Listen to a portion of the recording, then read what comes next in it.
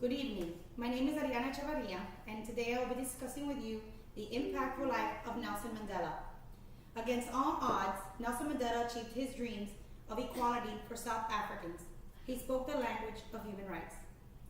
The following main occurrences in Nelson Mandela's life made him the legacy he is today. Early life, the African National Congress, imprisonment, the Nobel Peace Prize, and the presidency. During his early life, his upbringing and education provided him a self-governing mindset and strong leadership skills, which allowed him to stand up for what he believed in and encourage others to do so as well. Nelson Mandela was born on July 18, 1918, in South Africa. Some articles state that he was born in Transkei, and others state that he was born in a small village named Vizer. He was born into an African tribe, and his father was a chief. At a very young age, he surrounded himself with wise elderly tribe members. Upon his father's death, he was sent to live with the leader of the Tembu tribe.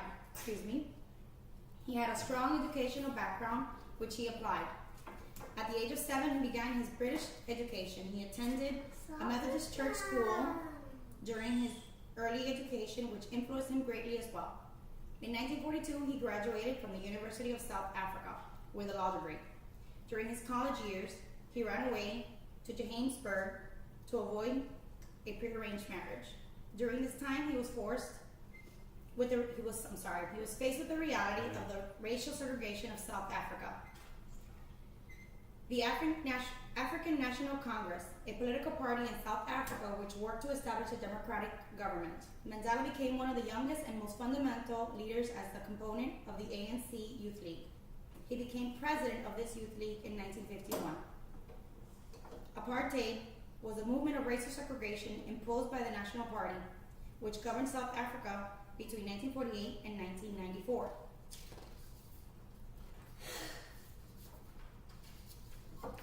Mandela and Tambo, another leader of the ANC, established the first black law practice.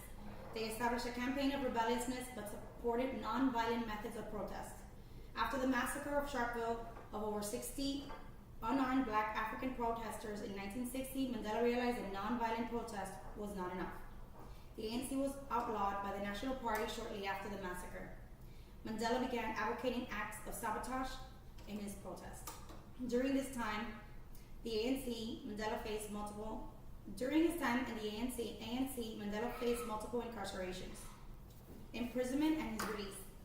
In 1962, Mandela was arrested after returning to South Africa and sentenced for over 5 years. And while he was in prison, he was also charged with sabotage and conspiracy for trying to overthrow the government. He refused to defend himself since it was legitimizing the state's case and was therefore sentenced to life. He was not forgotten while in prison and actually became a symbol for the movement to end apartheid. There were several offers for his release in the 1980s as long as he would put a stop to the violence, but Mandela refused. In February of 1990, 25 years after his initial sentence, the government declared ANC lawful and declared Mandela's release. He was 71 at this time, and at this point, Mandela was made leader of the ANC. He was awarded the Nobel Prize in 1993 for his work towards ending apartheid. During his presidency, in 1994, Mandela was elected as president for South Africa, and he led the transition to democracy. As president, Mandela worked to relieve unsafe political differences and built up the economy. He established the Truth and Reconciliation Commission, which offered pardon to those who had committed crimes during an apartheid period. It was also intended to improve the environment of the black population in South Africa. Nelson Mandela's legacy continues to be a significant mark of how one man can truly make a difference in the world.